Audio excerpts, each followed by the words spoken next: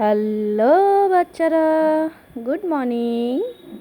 আজকে দেখো কবি মাইকেল মধুসূদন দত্তের আত্মপরিচয় কবিতাটি পড়ে শোনাবো।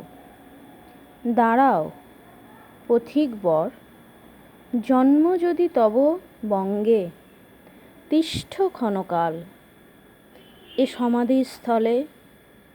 জননীর কোলে শিশু লভয়ে যে মতি বিরাম, মহীর পদে মহানিদ্রাবৃত। দত্তকুলোদ্ভব কবি শ্রী মধুসূদন।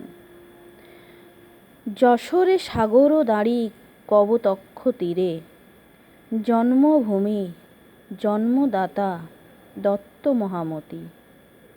রাজনারায়ণ নামে জননী জাহ্নবী। কবি এই কবিতাটির মাধ্যমে বলতে চেয়েছেন যে তিনি খ্রিশ্চান হলেও তার আসল পরিচয় হচ্ছে যে তিনি বাঙালি, বাংলাতেই তার জন্ম। শেষ বয়সে কবি তার এই ভুল বুঝতে পারেন, তাই পার্ক সার্কাসে কবির সমাধিস্থলের উপরে যে ফলকটি আছে তাতে এই কবিতাটি লেখা আছে। তার মাধ্যমে কবি বলতে চেয়েছেন যে বাংলাই আমার জন্মভূমি এবং এই বাংলার মানুষদের উদ্দেশ্যেই কবি এই কবিতাটি লিখেছিলেন। ধন্যবাদ।